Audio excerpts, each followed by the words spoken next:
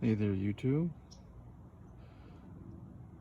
Here this morning doing some work on the old Ford Excursion 2002, and what we're doing is reconditioning the plastic.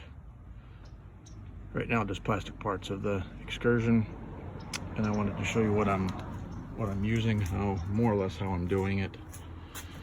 We're kind of doing the side mirrors here, but I'll get back and show you the back sides of what I'm doing here in just a second. The products I'm using are the tire and rubber cleaner by Adams for pre-cleaning the rubber and plastic, and then for the restoration I'm using this solution finish black trim restore. That's the product I'm using. Some of the items I'm using: the little sponge applicators there, pick those up at the local hardware store, a little 3-pack for a couple bucks. Some painter's tape, just for marking off some of the areas where I might be a little concerned about coming in contact with glass or paint. It doesn't hurt it, the solution finish doesn't hurt it, but you do need to, not leave it on your glass or paint when you're working on it. I also have some nitrile gloves, kind of protect the old hands so they don't get stained. Ran into that yesterday.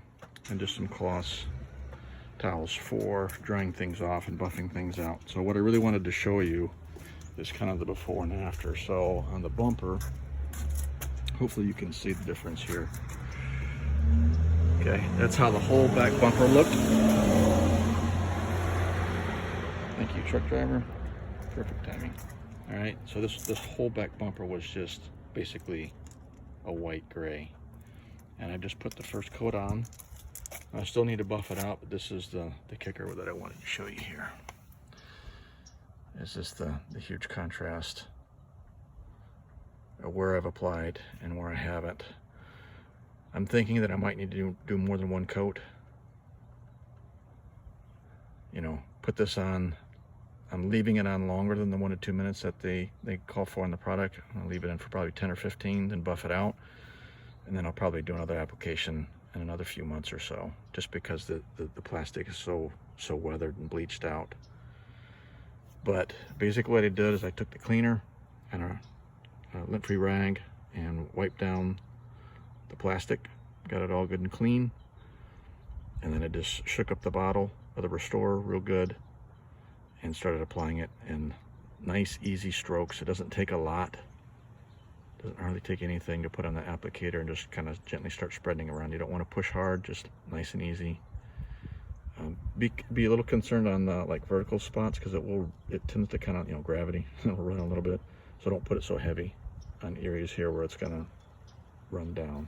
Okay, if you're concerned about paint, maybe not like on a door, something like that, like I did over here. I was doing my keypad entry, kind of redoing that.